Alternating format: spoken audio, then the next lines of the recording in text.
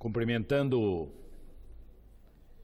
aos assessores, aos repórteres, aos senhores senadores e senadoras, ao elegante presidente Dário Berg, que preside a casa nesse momento, eficiente, combatente senador por Santa Catarina, um estado que, pela graça de Deus, tem dado muito certo, natural da pequena Bom Retiro, aquela cidade montanhosa, aquele belo lugar.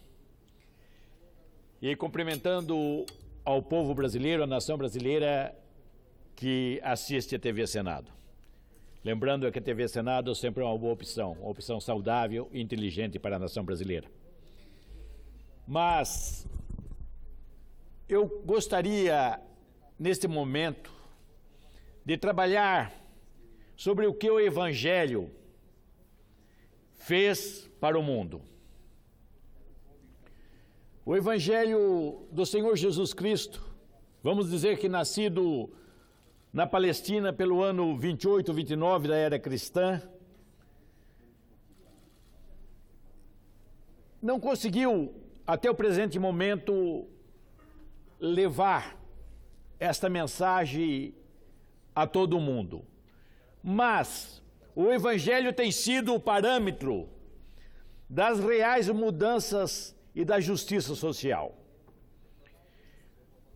Como exemplo, até poucos anos atrás, poucos anos passados, quando um potentado, alguém de notória importância na Índia, morria, ele, consequentemente, as suas esposas também eram sepultadas juntos. Havia tirania espalhadas por todo o mundo, regime de escravidão e tudo mais. Mas o Evangelho, mesmo quando ele não chegou em algum lugar, nós pusemos as ideias evangélicas, as ideias cristãs, nas mais altas cortes do mundo. E também nós influenciamos primeiramente a Liga das Nações e depois a ONU, que serve de parâmetro para os conceitos e as leis em todo o mundo. Inadmissível que a perseguição dos seres humanos, a escravidão e algo semelhante possa continuar quando a luz do Evangelho chega. Mas eu queria lembrar de um versículo bíblico narrado em Gálatas 4:4, escrito pelo apóstolo Paulo, que diz: chegando à plenitude dos tempos, Deus enviou seu Filho ao mundo. A plenitude dos tempos nada mais é o tempo propício pelo qual Deus fez que o mundo estivesse apto para receber o Salvador, o Senhor Jesus Cristo. Jesus deve ter sido sacrificado, crucificado, talvez no ano 28 ou 29 da era cristã. É impossível precisar a data. Mas nós podemos dividir a história do cristianismo em 7 etapas bem distintas. Primeiro, a revelação do Espírito Santo com sua missão junto à igreja no dia de Pentecostes, talvez no ano 28 ou 29, ano Domini. Mais tarde, a mudança do status da igreja perseguida, que passa a ser a igreja protegida por decreto do imperador Constantino, pelo Edito de Milão em 313.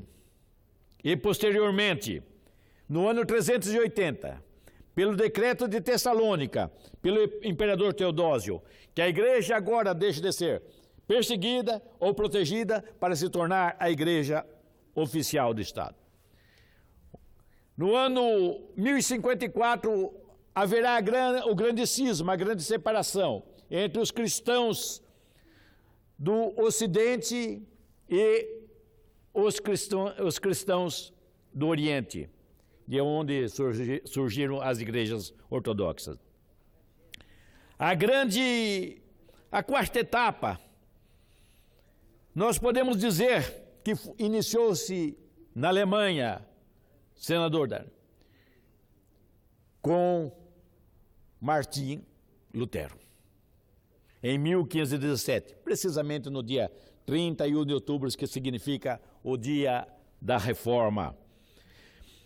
Depois, nos séculos 18 e 19, novamente uma grande etapa, época de grandes avivalistas, como John Wesley, George Whitefield e tantos outros pregadores de renome. Época dos avivalistas. Mas, pelo fim do século XVIII, vai acontecer a igreja praticamente retornando aos princípios da igreja primitiva.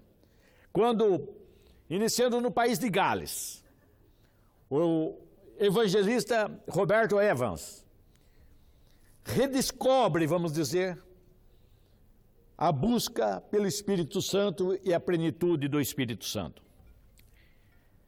E um novo tempo de pentecostalismo que veio impulsionar as igrejas cristãs. Depois nós temos,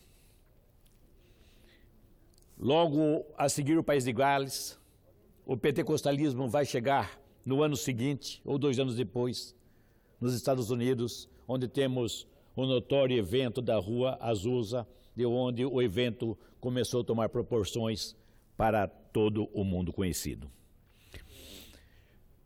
A última grande etapa, nós podemos dizer que aconteceu em 1922, com a missionária Aimee Semple McPherson, fundadora da Igreja do Evangelho Quadrangular. Pois embora o movimento de renovação e o avivamento pentecostal tenham iniciado alguns anos antes, mas a plena revelação de quanto Deus poderia fazer, quanto o Espírito Santo poderia fazer pela humanidade, isso vai acontecer justamente após 1922, quando o mundo poderia tomar conhecimento que o Espírito Santo estava na terra para servir a sua missão como consolador e trazendo poder à igreja. Isto seria muito mais do que a manifestação plena do Espírito Santo, pois a partir dessa poderosa revelação, haverá uma verdadeira revolução nos modos e na dinâmica dos movimentos avivalistas nas igrejas pentecostais. Pois bem, no próximo dia 15 de novembro, estaremos comemorando mais um aniversário da nossa amada Igreja do Evangelho Quadrangular, que nasceu primeiramente no coração de Deus, lá no seu estado, meu presidente, comandado pelo Narciso Parisotto, e no Brasil, ela liderada pelo meu presidente, reverendo Mário de Oliveira, que tem impulsionado, pela graça de Deus, o crescimento dessa nossa igreja. Hoje, contando mais ou menos com 3,5 milhões de pessoas, com mais de 20 mil templos espalhados pelo Brasil, com aproximadamente 60 mil pastores, obreiros e missionários, abençoando a pátria brasileira. Este é o mês quadrangular. E comemoremos com alegria essa grande revelação que nos foi entregue, que Jesus salva, Jesus batiza com o Espírito Santo, Jesus Cristo cura e voltará. Então, nesse 15 de novembro de 2018, quando o Brasil comemora 129 anos da proclamação da República, fato levado a efeito sob o comando do Marechal Deodoro da Fonseca em 15 de novembro de 1889. Meu presidente, sinceramente não sei se a República foi a melhor coisa que aconteceu para esse país. Porque alguns anos passados, depois da proclamação da República, Deodoro da Fonseca escrevia uma carta a seu sobrinho e dizia: a República não foi uma boa coisa. O próprio proclamador da República, ele confessava isso, ele tendo sido o primeiro presidente. Mas eu quero falar de uma proclamação extremamente importante e que essa eu tenho certeza, toda convicção, que deu certo, que foi a melhor coisa que aconteceu para a nossa pátria Brasil. 15 de novembro de 1951, os missionários Haroldo Williams, Emílio Vasquez, Haroldo Williams de origem norte-americana, Emílio Vasquez, peruano, fazem uma nova proclamação.